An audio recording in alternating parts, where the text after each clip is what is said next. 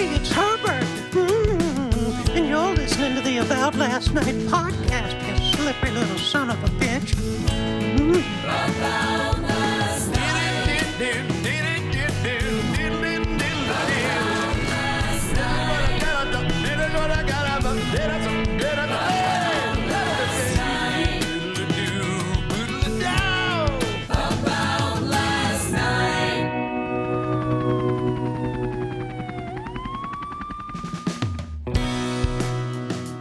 Well, hey, all you cool cats and kittens. Carol Baskin's on Cameo. Denny's is open for business.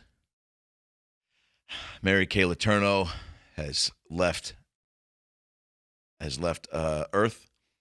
And sports, NBA players are reaching out to hoes in different area codes down in the Orlando NBA bubble. Welcome to the About Last Night podcast. Coming to you live from the Better Box Studios. We want to shout out Gino Gage and the Speedweed team for housing us. And during a time when, let's be honest, nobody knows what the fuck is going on. I did mention, courtesy of Gage, that Denny's is rocking and rolling, and that's something I never thought I'd say. But I think to rise above the idea that COVID's going to kill us all and go, fuck that, dude. We will find a way to deliver moons over Miami to the people who want to eat them. And I got to love Denny's for that. I've been going to Denny's since, probably, I want to say the first time I went was probably at like 7 or 8. Mind blown, too. Everything is bigger when you're a kid. Toys R Us. I remember going to Toys R Us with my nieces about, 5 years ago before they shut down. And it was so small. It was like 2 aisles and a rack of gum. And I was like, this place felt like, Narnia.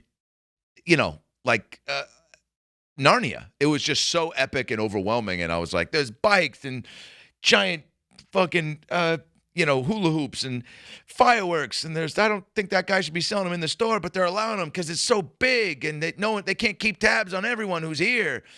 And you'd see the commercials for the Toys R Us shopping sprees. That might have been, there's a few things I wanted as a kid. Sure, my parents to get back together. Yeah, thanks for bringing it up. Not going to happen. Well, my stepmom did just pass, so there's an opening there, I guess, if my mom wanted to jump back in the ring. But she's happily married to my stepdad. Shout out to George. But I wanted to be on Double Dare.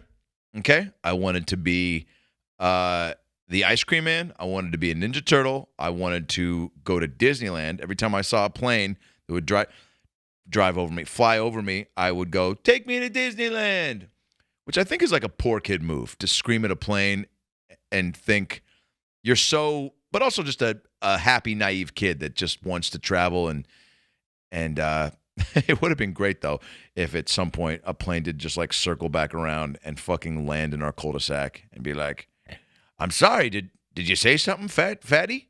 And you're like, I have a name. Well, from down here, we could see you. So as far as I'm concerned, it's fatty. But I wanted to go to Disneyland, those other things that I said, and get a Toys R Us shopping spree. The commercials were unreal. I think the kids got 60 seconds. One of these shopping sprees, they would always do commercials for them because then it would, basically pressure you as a child to get your parents to help you sign up. I think you had to go in-store to sign up for it to at least be considered, because then they get you in the store, and then they get you your little fingers all over the toys, and you just can't leave the store unless you got something, which is, that's how they get you. Just too much shit to pick from. It's like the Cheesecake Factory of toy stores. But that shopping spree I think you got 60 seconds, and you got to push a cart. For sure they put weights on the carts, too, because these kids looked like they were struggling to get through the aisles. Like, it was like 30 seconds in, they were like, I got a Frisbee and a fucking jacket. You're like, are you at Ross or Toys R Us, Ethan? And, man, I wanted that so bad. Somebody could have said to me, what do you want more, to go to college, or you can do 60 seconds in Toys R Us and get as many PlayStation games and gummy bears as as your little heart desires. I would have chosen the latter. These are empty shopping carts. Nickelodeon, Toys R Us, and Captain Crunch are giving someone 5 minutes to fill them with toys and keep it all. And it could be you. Announcing the 1986 Toys R Us Nickelodeon Super Toy Run, sponsored by Toys R Us and Captain Crunch. Enter and win, and we'll set you free for 5 minutes in a Toys R Us. 5 minutes to grab every toy you want and keep every toy you grab. Plus, you'll get to pick $500 worth of toys for your friends. To enter, fill out an entry blank at any Toys R Us, or put your name, address, age, and phone number on a postcard and send it to Toys R Us Nickelodeon Super Toy Run, GPO Box 2726, New York, New York 10116. 25 second prize winners get a $25 Toys R Us gift certificate. 53rd prize winners get a $5 Toys R Us gift certificate, a Toys R Us magazine, and a coupon for a free box of Captain Crunch cereal. Enter and win the 1986 Super Toy Run from Captain Crunch, Toys R Us, and Nickelodeon, the place where only kids win. I don't think it's as important to kids now. My nieces and nephew are all about the iPad, and nephew's obsessed with Fortnite. He should be obsessed with learning in general. This is a tough time for any parent that's trying to keep their kids locked into a mindset of like, hey, keep adding information and soak up the sun, Sheryl Crow style, but also make sure that you don't forget math. This dum-dum, my nephew, he's 6, and heart of gold, sweetheart. Look, does he bite his friends at school? Yes. Did I try to tell him not to? For sure. Did I do it in a way where I said, hey, what do we chew? And he goes, my food. I go, what do we not chew? He goes, my friends. I go, fucking try to hold on to that way of thinking for at least 20 to 30 years until you meet some freak on Craigslist who's like, bite me, bitch.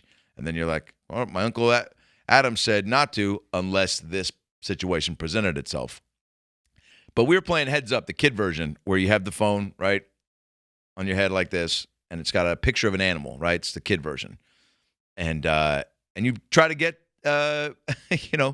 your family member to guess the animal by doing things like making the noise of the animal. Start off, it was a cricket. One of my nieces goes, cricket, cricket, cricket. And I'm like, that's fucking not what a cricket does. A cricket doesn't just say what it is for its noise, Like if a horse was like, horse. So she goes, cricket, cricket, cricket. And then he pauses. Again, he's kind of a dum-dum. Dudes, I think, just are dum-dums. It's why we still draw penises on guys' faces at parties when they fall asleep, because we're just feeble-minded. That doesn't ever go away. But I think on a whole, children, the girls are smarter than the guys. Because my nieces just are, from the get-go, their imaginations, too, even with, like, their Barbies and, like, I remember one day they were holding their Barbies up, and one of them was like, would you please marry me? And she was like, with Ken, she goes, no, I'm not ready. Quit pressuring me. And I was like, Jesus Christ. They were just acting out these very lifelike scenarios. But with my nephew, he's holding the heads up like this, and it was a rooster, right? Oh, first of all, with cricket, she goes, cricket, cricket, cricket, and he pauses and goes, cricket? Yeah, man. What gave you that fucking idea? So then it's rooster, and I go, cock-a-doodle-doo, which is what a rooster does. The rooster, cock-a-doodle-doo, my nephew, with all the confidence in the world, right? I say cock-a-doodle-doo. My other nieces go, just an additional rooster noise, right, without the verbiage. Pretty clear what it is. With all the confidence in the world, he hears cock-a-doodle-doo and goes, wolf. Bing. Wolf. And I was just like, he's not going to college, might not even graduate high school. But he's a talented athlete, so as long as you got that going, that's why I was less concerned in that moment for his safety, well-being, what have you. It's not like he's ever going to be at a ATM late night and somebody's going to be like, hey, man, give me all your fucking cash. Please. No. All right. Tell me what a rooster sounds like. I said rooster, not wolf. Like, you just got to pray that the guy holding you up is also a fucking dum-dum. But yeah, so Denny's is rocking and rolling, and as well they should be. Denny's has been, again, I've been there since I was a kid. I used to go there after plays in high school, right? The cast would go. don't know why, because it was open late, I think. So it was like, ooh, we can go to Denny's late night. And also, Denny's always has this vibe of like, adults. There's always weird shit going on. So it felt cool. It felt like an after hours bar, but there was no alcohol.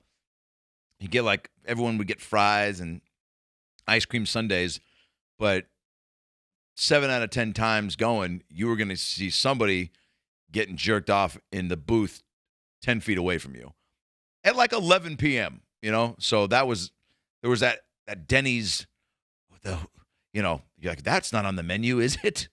That type of shit. A lot of shit that's not on the menu that is happening 24/7. The service at Denny's, you can't beat it, because I don't know, you just also buy into this Denny's mentality of like, hash browns are going to take 90 seconds. Eggs are going to take 45. Pancakes, 60. A Ruben, 2.5 minutes. Everything is quick as fuck. You're like, can I get some eggs? He's like, sure. I had a plate all ready to go in my back pocket. Want some pants eggs? And you're like, yeah, fuck it. Put them in the microwave at least for me. It's my birthday.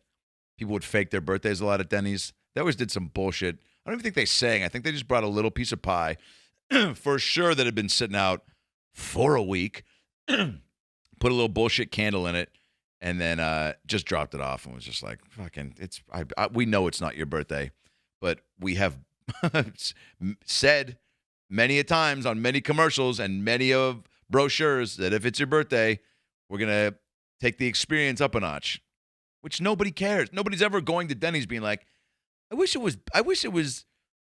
lighting was better. I wish the food came out quicker. Denny's is just, they nailed it. Everyone knows what you get. I did see a commercial once. I used to do a bit about this, my first, probably 2 months of stand-up. It was a commercial. It said, a Denny's gift certificate makes the perfect gift for any occasion. I was like, and the joke I would go, really? Any occasion? What if grandma needs a liver transplant? You walk in with a fucking coupon. This is what I would do in the act out. It would get the same reaction, by the way.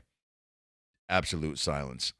I thought it was genius, too. And I go, really? Any occasion? Come in with a coupon. Grandma rolls over. Did they find me? Hello, son. Did they find me a liver? No, Grandma. But we did find you half off on Moons Over My Hammy. What? No. Does that come with a liver? It was bad. But I did it a lot because I was like, I got to get more reps on the joke. That's why it's not killing. I wish I still had that fearlessness because now it's like the joke, you get to a point where you go, I should know what's funny. And I'm trying this because I think it's funny. And so if it doesn't get any laugh the first time, I kind of just toss it because I'm like, really, you couldn't make that funny? You just get to a point where you're like, you trust yourself, you got your point of view pretty much. I'm almost 15 years in, so it's like I know how to get out of something if it doesn't get a laugh, but how to structure that joke and where the beats and the timing.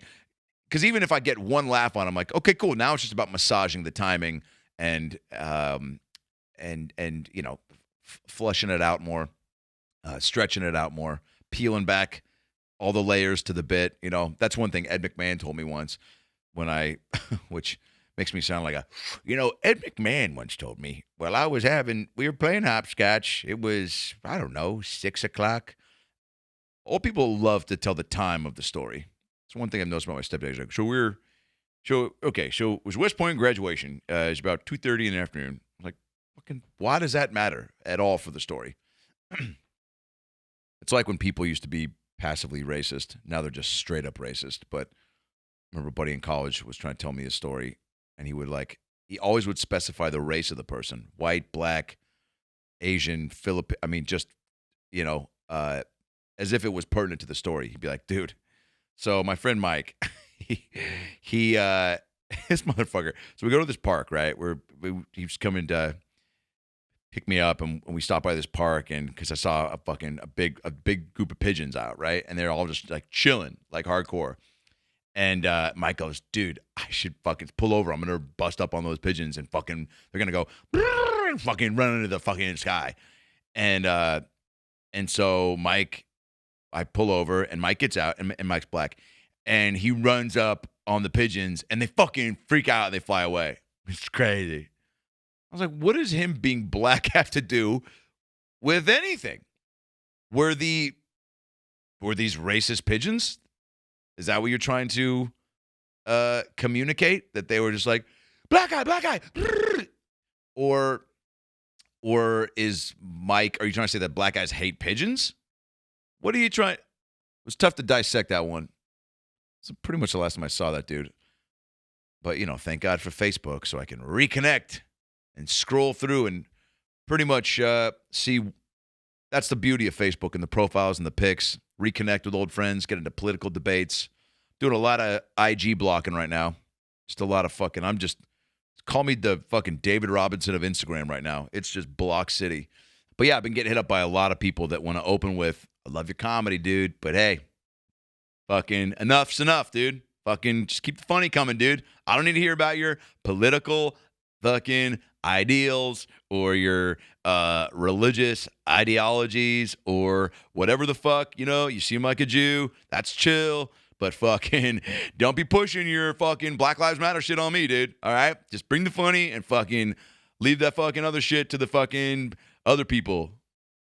I posted this video yesterday of this kid who was in his car and the cop reached in and tried to open the door to his car, and the kid's just sitting there, so his kid starts filming. There's 3 to 4 cops around. He'd gotten pulled over for expired tags and an expired license. And they'd thought they smelt weed too.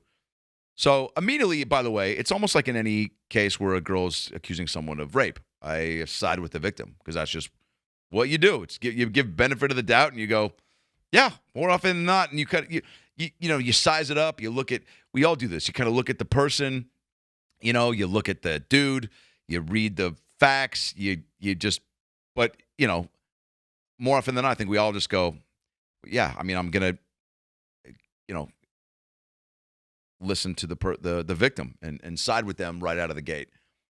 And especially in this current climate with the way black people are being treated and the insane amount of footage that there is to back that up, I don't see how people want to justify this cop's behavior, which, as the video goes along, the kid starts videotaping, holding his hand up, being like, I'm not resisting, just showing you guys this guy's threatening, I'm being threatened.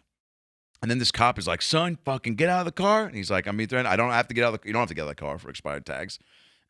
And, you can't search his car without a warrant. You can't fucking, opening the car from the inside. Again, Virginia, where this takes place, there are racists there. There are racists everywhere. These cops, you can tell right out of the gate, there's 4 of them, 3 to 4, for an expired tag pulling over for that. Already I would be scared, obviously, which was why this kid probably started filming, because he's like, I am very aware of what is happening, and 4 cops for this is fucking not necessary. So I'm going to start filming in case I need to document yet another example of how unfairly black people are being treated. So he starts filming, and this guy reaches in, undoes the thing, and then just goes, son, get out, son, fucking whatever. He's like, you can film this, you can film the whole damn thing. Fucking, I'm a fucking, you're looking at a real fucking specimen, he says. He goes, look at me. And then he goes, the kid's like, I'm not doing anything. I'm not resisting. I'm just showing you guys, I'm chilling. And he goes, son, I'm going to give you the fucking count of 3. And all of a sudden just goes from 0 to 60. The roids kick in and he fucking right his finger right in his face. And just like, it was crazy, dude. And you're like, you are a cop.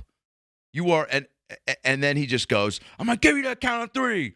1. And the kid's just still sitting there like, I'm not fucking doing anything. I'm not resisting. I'm like, I'm not getting out of the car. Like, why? What are you doing? What do you, And he goes, 1, 2, 3. And then looks down the barrel of the camera and goes, watch the show.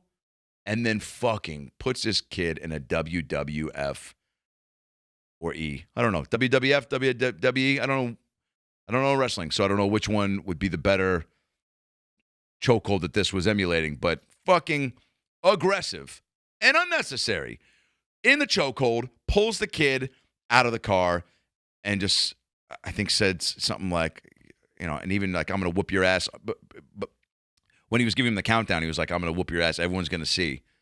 Just threatening the fuck out of him, dude. After everything that's going down, and people, I mean, I was getting texts from a few buddies being like, I don't know, you had so many right-wing fans. I'm like, well, unfortunately, ignorant racists are also fans of comedy. There's probably some KKK members that are like, dude, do you see Seinfeld's new special? I mean, I'd fucking kill him if I saw him in broad daylight because he's a Jew, but he's super funny. So there is hatred that's being perpetuated and supported online. Like, the comment section was insane, and I was like, I can't believe the amount of people that are just like, that's what you get. Got to comply, man. You don't do what you're told, that's what you get. That cop was doing his job. That kid was egging him on, people kept saying. He was being obnoxious. The kid was being obnoxious. And then people were like, well, I want to see what happened before. And I probably should have included, sometimes I don't ever like to stir the pot and just post half a video. I saw King Batch had posted this. I reposted what he had. And I was like, don't think he's trying to paint a negative picture. And he's, put it up. And even his caption just said, watch the show in quotes. Like, what? Like, that's insane. And that to me is case in point. A cop that looked down the barrel of the camera and goes, watch the show, should not have a badge. There's good cops and there's bad cops. I know a lot of good cops. And I know a few kids from my high school that are bad cops, that fall in line with this type of guy, that are just like, were bullied, have rage from childhood or home or their own insecurities. Ego is such a fucking, can get you in so much trouble in any profession. I've had a lot of my own personal cases in stand-up or just the entertainment business where I've had to check my ego if I wanted to continue to proceed in a certain work environment or work with certain people, that I go, man, is it worth it for me to squash this cool project because I don't like the way this person is handling anything? So I check my ego and I go, it's not worth it to me. And then there's been times where I have let it get in the way and I fuck stuff up. And you hopefully learn from that.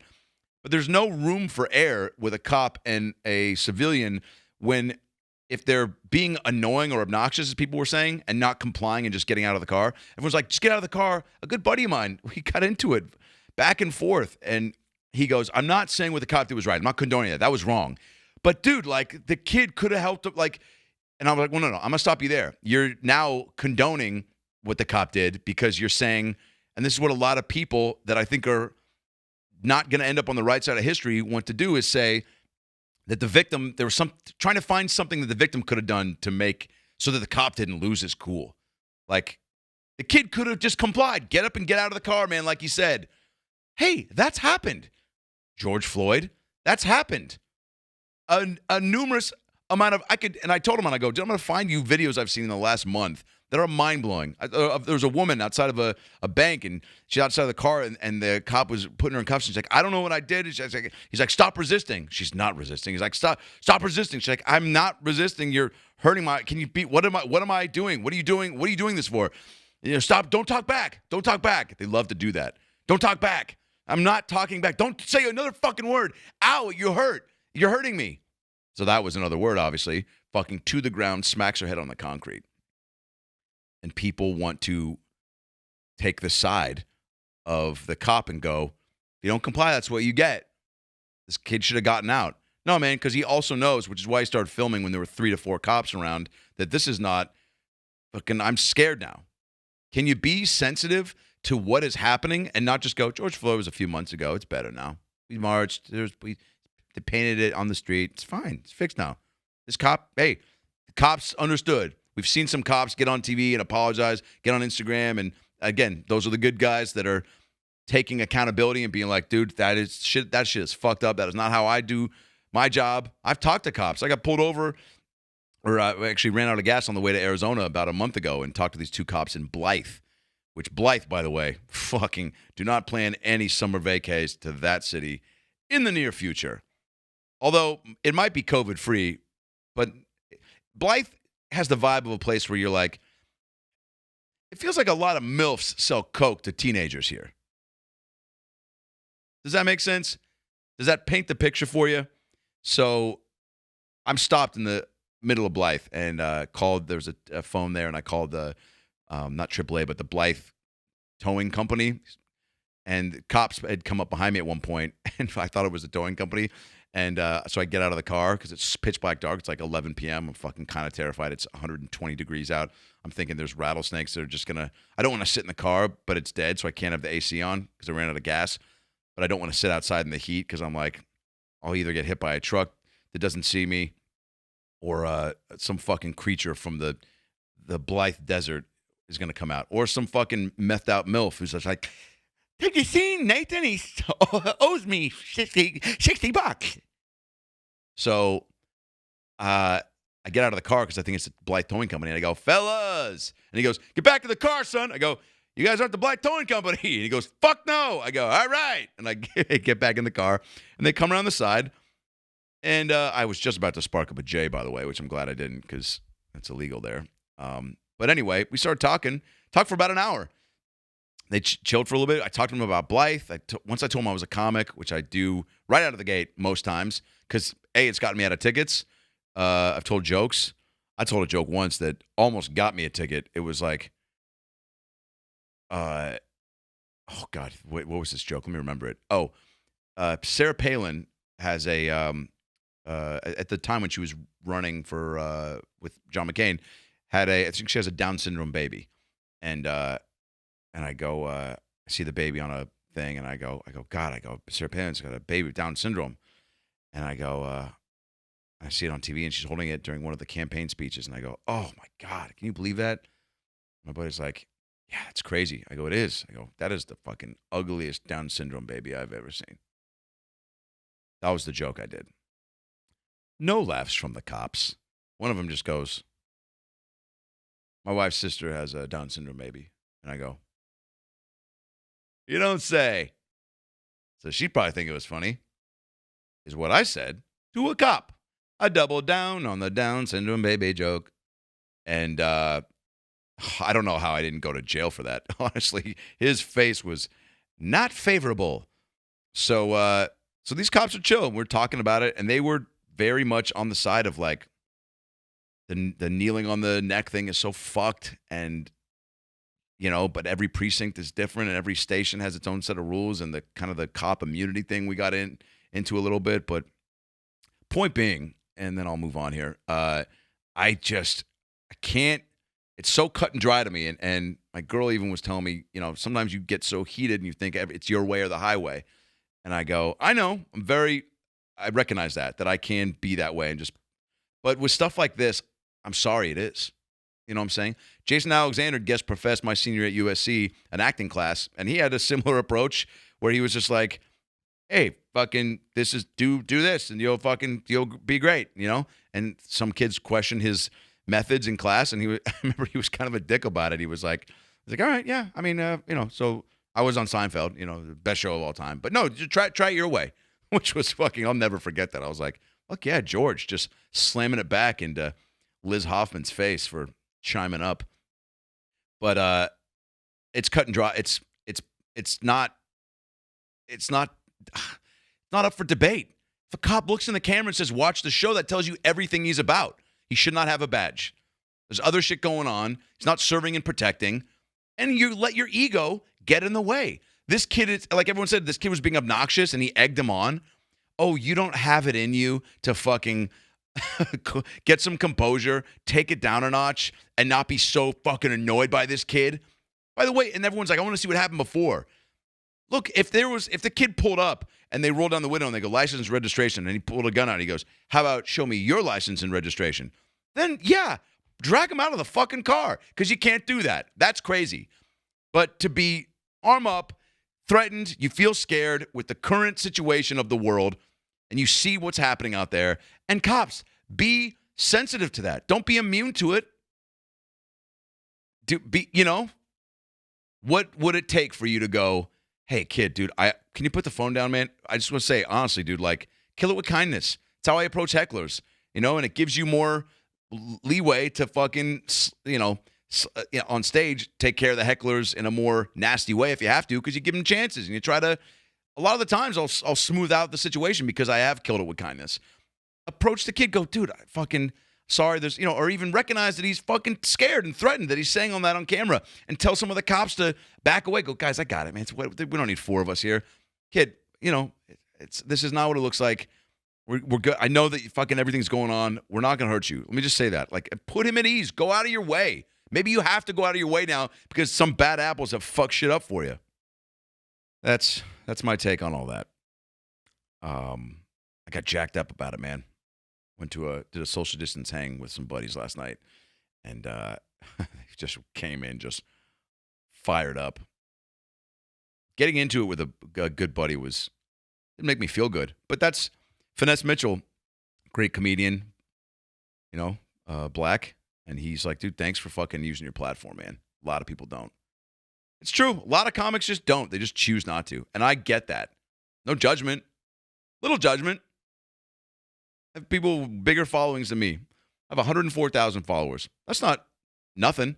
It's not 500,000. It's not 250,000. And there's a lot of comics. There's more comics not posting or saying anything than there are that, like white comics, right? Is what I'm saying.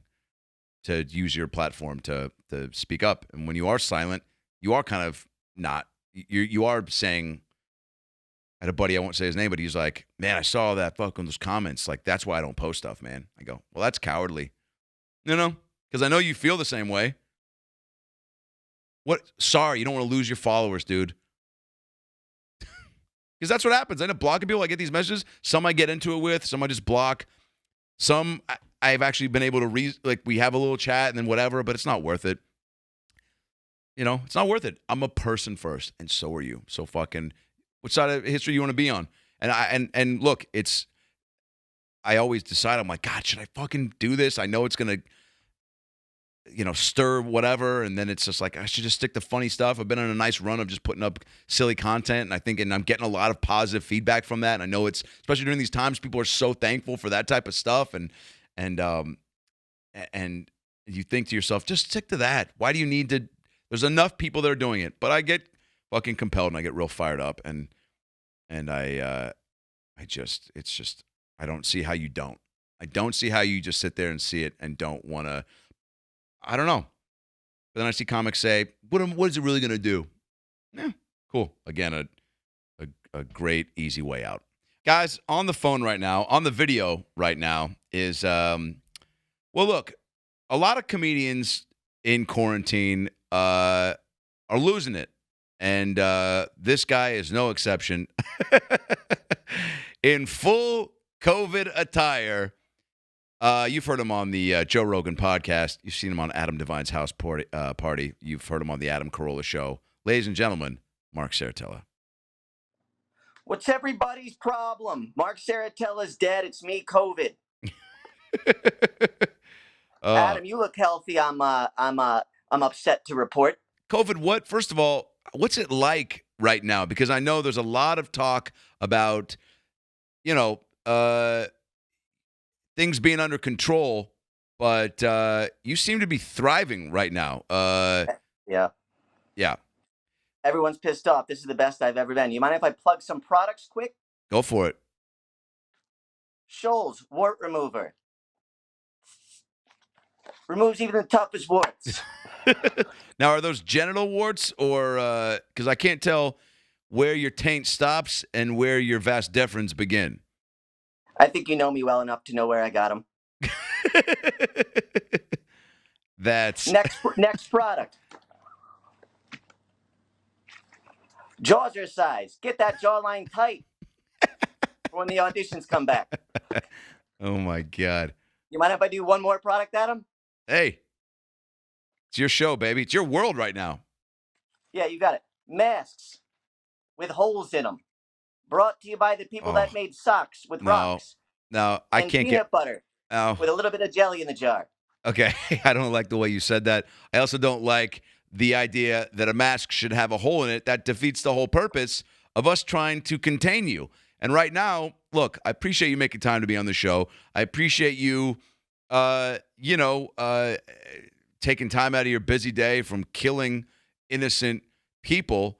But, dude, the mask thing, I just read online, and you must see and love these stories, but there are people left and right getting thrown out of stores for not wearing masks. There are people becoming viral on the internet for refusing to contribute to slowing the spread. There was a woman who urinated on the floor of a Walmart earlier today because she was asked to wear a mask. She peed on the floor and then left. Your thoughts? That's how you do it, baby. There's lots of there's lots of different viewpoints. I got a degree, a medical degree. You know where I got it from? Where? Trump University. Jesus Christ. Aren't they under investigation and have several lawsuits waiting in the wings? It's all a hoax. What's a hoax? The entire thing. I came here as a tourist looking to have a good time. Next thing you know, I'm a national disgrace. Yeah, I mean, you're fucking up a lot of shit, dude. Concerts might not happen until 2022. Stand-up comedy has been put on the back burner. You know, there's the Olive Garden is probably going to turn into a straight delivery or curbside pickup restaurant, which I don't know if you've been inside that restaurant. You truly do feel like family. Yeah, think about how much more time you get to spend with your girl, though. Divorces are up. Divorce lawyers are doing great. You're not thinking about the other people, Adam. You're only thinking about yourself. Yeah, you make a good point.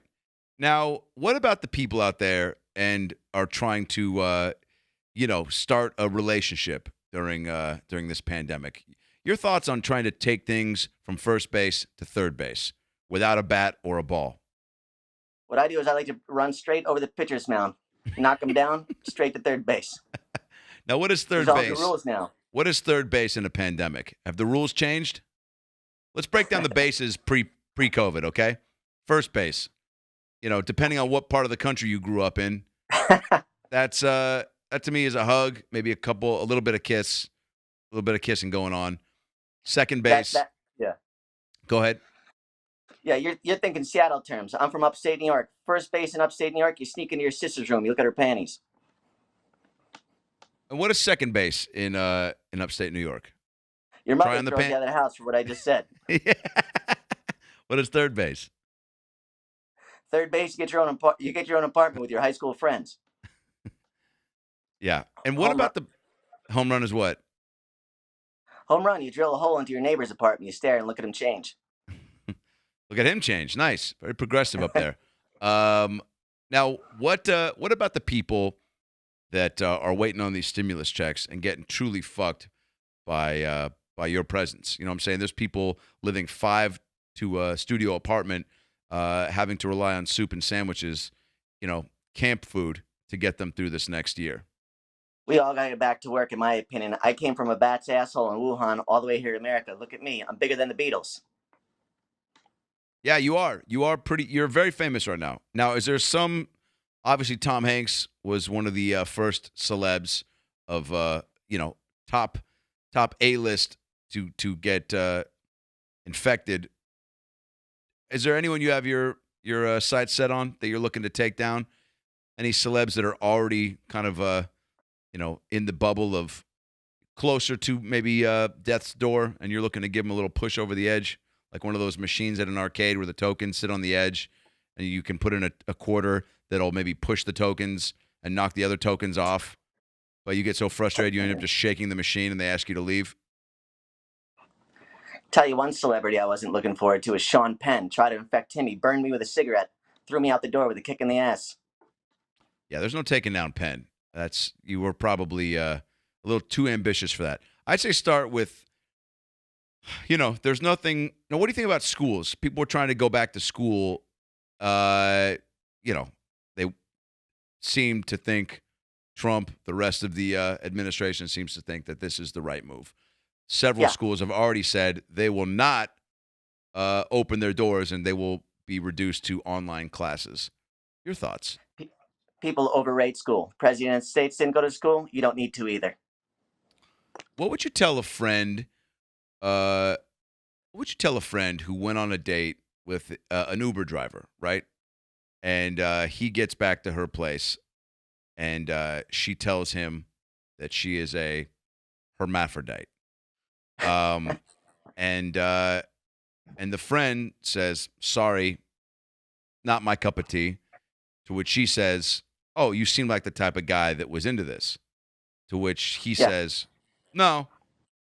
Do you just leave, or do you ask to see before you leave?" you gotta see, especially you got a photographic memory.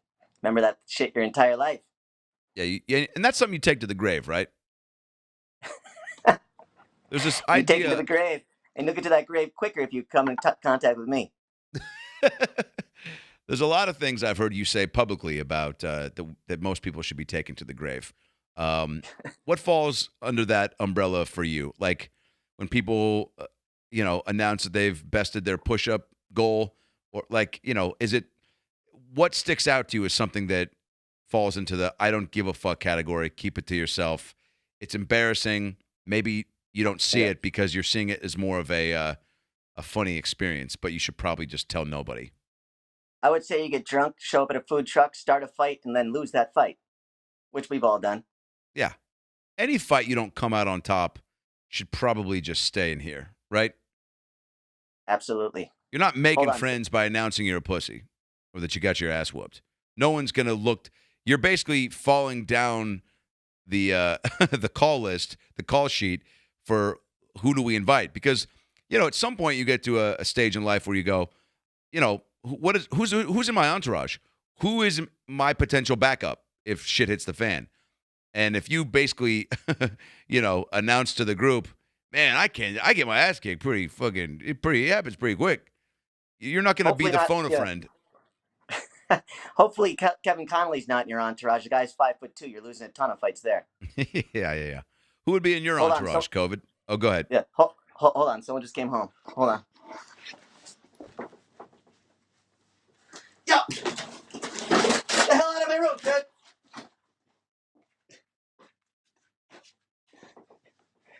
Yo, Adam, sorry about that.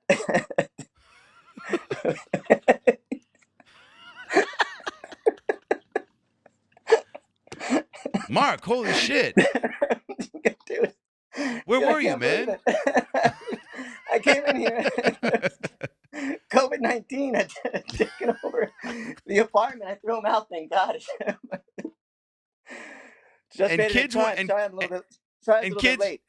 kids want to complain that they can't find ways to be creative at home. I mean, we're looking at case in point. A healthy 44. healthy This is 44-year-old. 44.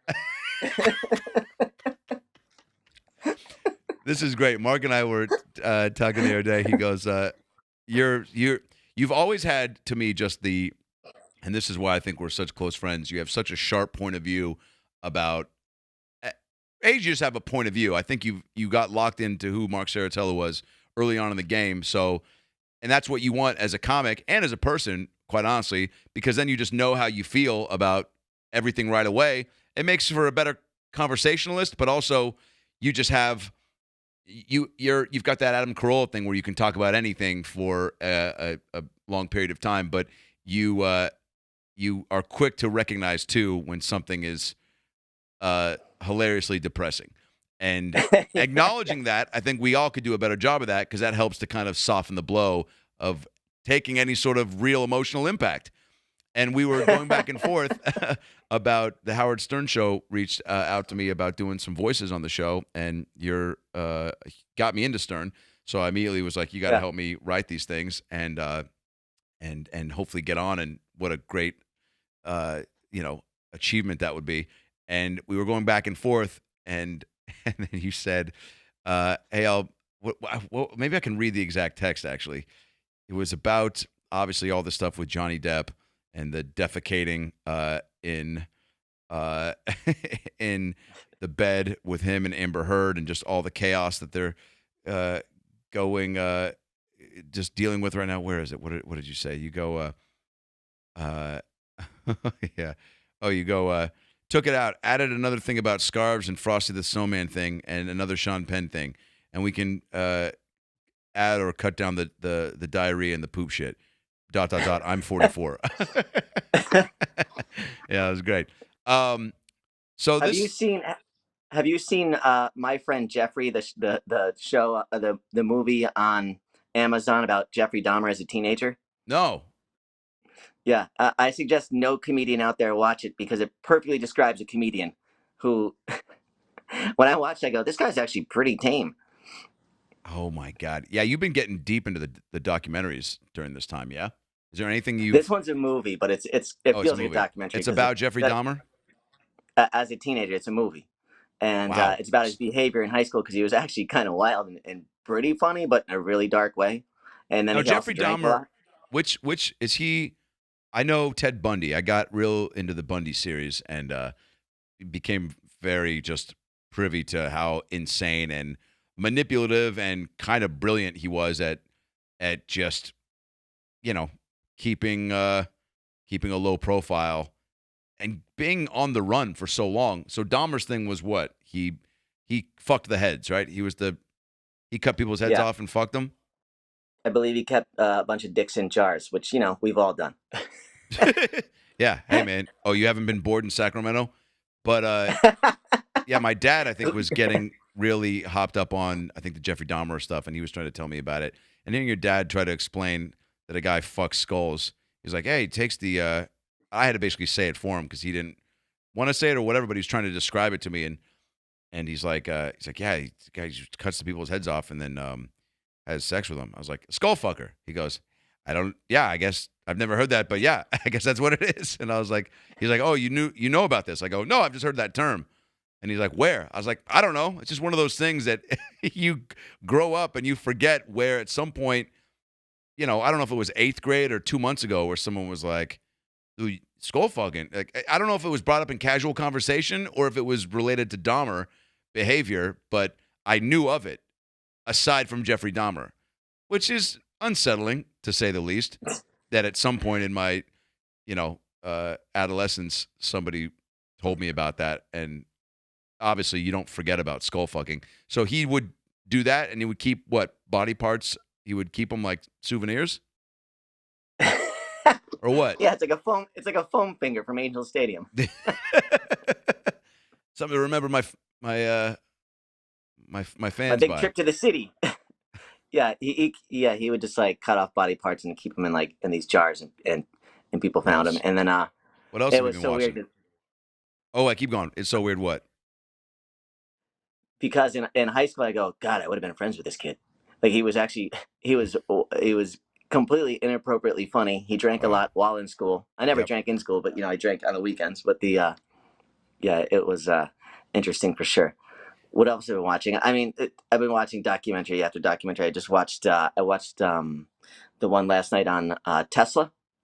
Oh, Yeah, which I also identified a lot with because he was just he was like, as a comedian, like we have a bunch of great ideas, and some of those ideas get stolen, and you're like, how the hell did that get stolen? I should have yeah. trusted that guy. Yep. And he had done that like a bunch of times. Like he would just give away his patents by mistake. Like he would have been one of the richest men in the history of the planet Earth if he had kept his patent. But then Westinghouse or the guy who owns the electricity thing was like, hey man, I can't pay what the contract said. I'll go out of business. He was like, all right, and he tore up the contract, and then he paid him nothing. And it just reminds me. And then he was broke, living on the street, digging ditches for 2 years. Then he came up with like another thing, and then he got screwed out of other patents. And he's just like, Fuck. Tesla just reminded me of just being a comedian in some way. It's like, how like a comic, it's like we can never have too good a life. And Yeah. do we sabotage it on purpose? Like, Yeah. because then we won't be funny? Because people are like, hey, you won't be funny if your life is too good. And you go, don't worry about that. I was already going to do that. Yeah, I feel like there's Elon Musk, that's who it's about, more or less? Or just about Tesla, No, the no, no. company? It's about the inventor Tesla, Oh, who wow. created, essentially brought electricity to the United Oh, States. wait, He wait. showed Oh, up. okay, wait. I thought it was about, okay. So there's an inventor named Tesla? Yeah, he worked with Thomas Edison. He invented electricity essentially and brought it to the Mark, United States. I had to read about the fact that the War of 1812 happened in 1812. So you are Yeah, not totally, talking to totally. somebody that, look, history is one of those things that if I could go back in school now, it's the subject I wish I paid more attention to. Here was what I would do in history class. We had a teacher, Mr. Clayton. I was about to say R.I.P., but I think he's still ticking. But he played power forward at University of Washington, 6'8", giant man. He would wear these really tight polos, and his fucking big white chest hair would just poof out of it, like the first time you saw pubes in like the early 90s, and you were like, God damn, I hope at some point as a whole society we agree that this is not acceptable. And so it's coming out, and and Mr. Clayton he lived a life. He had done peyote and mushrooms and acid, and he had so many outer body experience stories, and he loved to tell them that we knew that if we had a pop quiz or a big test, we could ask him about some of these stories. And next thing you know, the bell rings, and he's like, God damn it.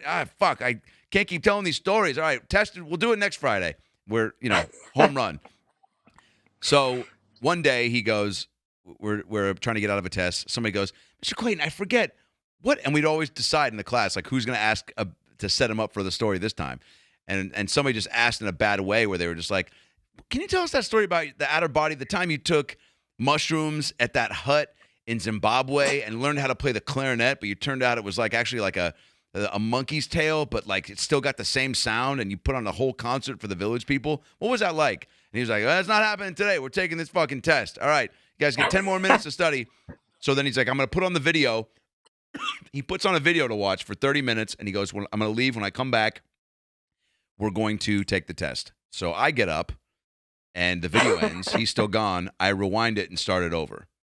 So he comes back, video plays. Maybe it might have even been a 45-minute or hour video. He sits down. He's looking at his thing, being like, God damn it. Because he had just decided, we're not taking this test until the video ends. So he looks down and he's like, fuck. Jesus Christ. So I remember this video being 2.5 hours. So all of a sudden, bell rings. He goes, God damn it. All right, test next Friday. And I'll never forget the look on this kid. I won't say his name. Who walked out of class, and he goes, I can't believe you did that. And I go, you're welcome. He goes, I was ready for that test. And I was like, I was not. Was it Brett Kavanaugh? We went our separate ways, and he made me feel really bad about it. We went our separate ways. But we got divorced at that point. But so many other kids in the class were looking at me as like a fucking hero. They were just like, because nobody was fucking ready for it. And these tests were so hard.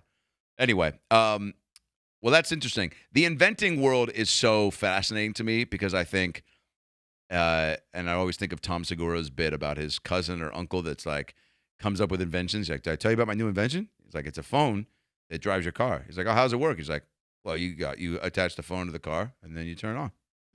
It's like, you attach the phone to the car, then you crash and the phone calls the police. Yeah. But this guy that never had thought any of these things through, which is most people with the inventions. They're just like, oh, then we got to get we get the tech team involved, and they figure out how I'm the idea guy. We've all had one. Inventors should hang out with people that drink a lot for the first 20 minutes that they're drinking. Because you know how you come up with so many great ideas and so many great businesses that you can't, bring to fruition because you drink too much. But if there's an inventor who is disciplined, they can come up with a lot of great ideas. Well, you just need a sober wingman that basically hangs around with the drunk guys, writes down all the ideas, comes back in the morning with breakfast and coffee, and goes, "All right, here's the ideas that have that actually have legs." None. You guys are fucked up. But I think next time we start brainstorming earlier and then drink and then see what happens. But yeah, Johnny LaQuasto and I came up with a mac and cheese bar that's open until 4 a.m. It's like Pinkberry, so you have all your pastas laid out, you have all your cheeses, and you have a toppings bar. You have 90s cartoon playing on like 16 TVs, and it's open till 4. You're telling me somebody wouldn't walk in to get a bowl of mac and cheese, all different sizes, with toppings at 2, 3 in the morning? I like it. All different sizes. You can have one piece of macaroni, or you can have 5,000. Oh yeah, all different sizes. Well, it's like Cold Stone. They've got the just enough, or like fucking the the fucking the fatty cup, or what are the sizes? They've got like, what are they called? Like, D cup. They do it by what kind of breast you want. Like, C cup, D cup, E cup. Double G, baby. I want 2 scoops. Mint chocolate, no chin. Cookies and no dreams. Yeah. I definitely miss fruits and losers. Fruits and losers. I definitely miss even going into not that I even went to Cold Stone Creamery or Pinkberry often, but I'll just drive by and be like, yeah, I would. This time is making me miss even things like that more so. But you've been real active going to the park a lot. We got to wrap this up in a few minutes, but your Frisbee game's getting on point. We played some Frisbee a couple weeks ago. I went on and looked up actually some like great Frisbee throws on YouTube after that. There are some guys out there, like I think you and I have a pretty good distance to us in our throws and form's okay. There were some guys that were doing it it's almost like the guys that like I bowl, like usually I just try to bowl straight down the middle. Mhm. And then you see the guys that fucking do that and then like all that spin. I'm like, that's just not fun because you're too good. It's too good. But so when I see the guys that throw the Frisbee overhand and then it somehow like levels out halfway through the throw, and they were basically throwing them from, dude, I don't know, 1,000 feet away. We can do that. We do that. I do that. But they with would my land roommate. into. They had like one of those milk crates, and it was landing right in there. It was fucking incredible. Those videos, also like the ping pong rallies when the guys are like 15, 20 feet beyond the table, and they're still just fucking, that type of stuff. I never want to be able to do that. I'd rather when I see like, Billy Joel crush the keys. I'm like, well, I would love to figure out how to do sooner than later. But the Did you see Frisbee thing, that video of Billy Joel playing the piano that was thrown out? no. Just came out yesterday. Billy Joel basically found an old piano that was thrown out, and he has a motorcycle helmet on, and no one knew it was him. So he just shows up to it and just starts playing it, and it was like, "This is a perfectly good piano." You know how like Billy Joel is kind of cranky? Is cranky a word? Yeah. He's cranky. I know we're not used to talking to people, and I go, "What are all my words?" I felt like literally opening a thesaurus before you called. I was like, I don't know if I can speak full sentences. Cranky a word. That's so funny. Yeah, because also, especially if you're by yourself, and this I was telling somebody last night, I have major props and respect for the people that are doing this. I mean, you got a roommate, right? Got a roommate. He's back home. Right. So, but when he goes for a little bit, it's just you and your dog, and that's fine. I mean, at least to have people that don't even. And that picture back there that my ex-fiance made. That's what I'm living with. It does tie the room together. I think if you don't have a pet or a roommate, these are tough times. And I feel like we're used to traveling. I haven't added to my life at home in 15 years. And then this thing hit. I was like, Jesus, it sucks here. Like, because we're used to be on the road. Do you think the pet stores should be considered an essential business and need to truly like they should be giving away goldfish so people don't kill themselves? You know what I'm saying? And I don't know if a goldfish is the pet that's going to save you or pull you out of the bunker, but something, you need something to look at that's moving. Just to get your or look at the fish. I don't know. I mean, fish They have best friend. Yeah. Talk to it, but I guess you need something that can talk back to you. I don't know. Yeah, I got my dog. How you liking having your dog? Have you talked about your dog on the podcast? A little bit, yeah. Pickles we'll probably do a full-on Pickles episode at some point. Bring her on the show, actually. Just maybe tape her down to the couch and interview her. But she's great. Yeah. She did piss on the beanbag, and my girl was like, pretty upset. And I go, these are our problems, though. Our fucking puppy pissed on a beanbag. Like, I'm not going to raise my voice too high. But there is... I think you just outed yourself as drinking too much and pissing on the beanbag one night. Like, what is it? That's a dog. Yeah. Throw the dog out. The dog's paying all the bills, right? That's so funny. Yeah, it's like you can't. That's people that people that are blaming. That's how I think you've reached a new low. It's like because you've always heard the thing about people blaming their farts on the dog, but it's like if you're shitting your pants from getting too drunk. And you like shit the bed, and you're like the fucking dog. Yeah, exactly. Like all right, maybe bourbon and 7 at 6 p.m. is not the best move. She's great though. She's getting a little bit more sassy as far as like barking and getting what she wants. I think she knows. I saw that. That's funny. She's also real sweet. I was over there that night. Yeah, she's also getting real sweet as far as like just.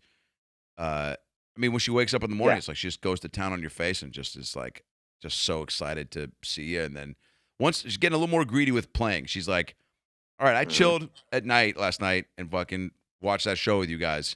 course. And fucking, it was not The Secret Life of Pets. It was some fucking weird murder show. And, Omar Epps, who I do dig, okay? But it was a 2-hour movie.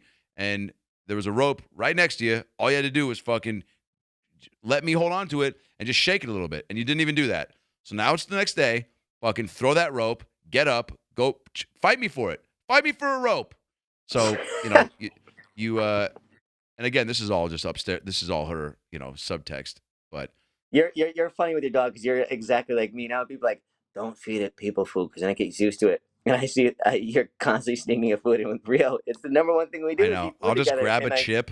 I'll just grab a little Tostito bowl, the little what are the chips, and I'll just break it and just almost like I'm laying down rose petals to seduce somebody to my bedroom. I'll just like drop little chips and she'll just follow behind me like Hansel and Gretel to the bed, and I'm just like, yeah, it's a fun, She also it's better than a Roomba. I mean, she just fucking will lick up everything off the floor, which is bad because you really got to make sure, if you drop a chocolate chip, that could be the end of it.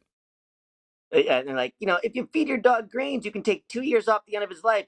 So it lives to 12 instead of 14. Who gives a shit? As long as it's happy, Somebody told me the other day that birds live to like 70, and I was like, oh, as if you needed another reason to not buy a bird. These are the quarantine conversations where someone's like, birds live to 70. You're just like, I gotta get the fuck out of the house. You go, who you hanging out with, Mr. Wikipedia? No, there's a guy on our street that's trying to see if we want to take his bird. He's not doing so well. He's looking to find a home for it, man. He's trying to pass it off. It's a parakeet too, man. If it was a parrot, I like the parrot. It's like the parrot, like Toucan Sam. Like that's what I know. So he'd fly around, he'd make us breakfast. You're like, okay.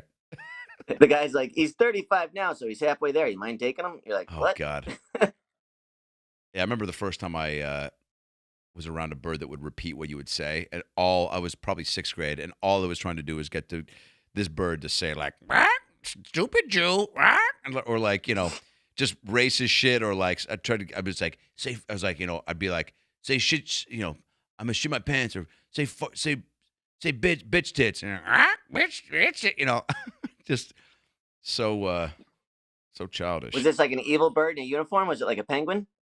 No, it was that was a parrot. Oh, yeah, that's right, penguin's own dog. Wow. Welcome to Not Knowing All Your Facts with Mark and Adam. It's fine. I said earlier today about how Jackson, when I was playing how much of a dum-dum he is at 6, but that's just young boys in general, but we were playing heads up, and it was a picture of a rooster, and I went, and he goes, wolf. And I was like, oh, boy, this kid is not going to graduate middle school. Yeah, you better start throwing that baseball a little harder.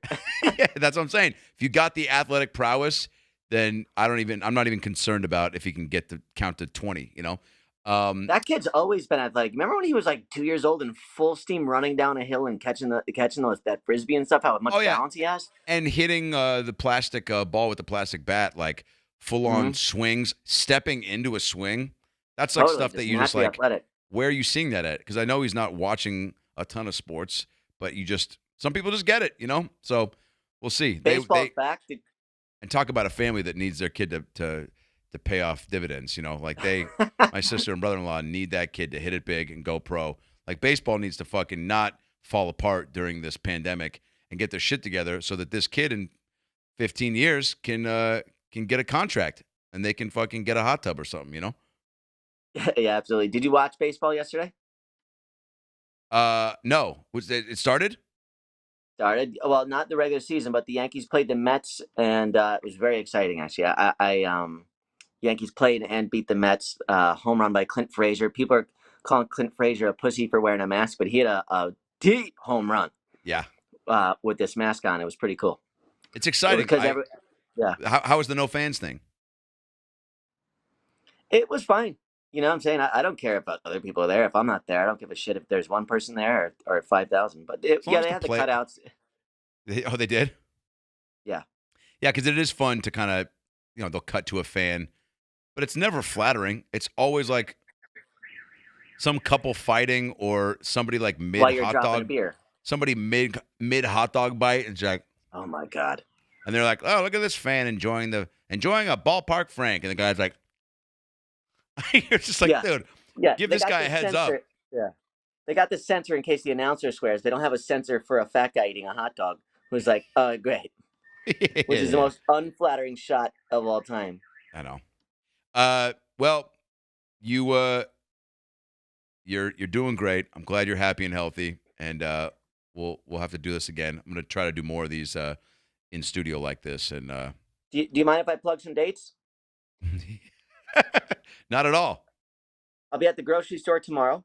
I'll be at the dog park the day after that. Ah, shit. Yeah, man, and hopefully with a little Howard Stern credit in a couple weeks. Oh, yeah, that'd be great. Yeah, be fucking cool. All right, man. I love you. Thank you. I'll talk to you soon. Love you too. Mark Serritella, everybody. MarksComedy.com. All right. Yeah, go to his website, check out all his shit. Thanks for watching, guys. We'll see you next week. And remember, nobody likes a weird hug.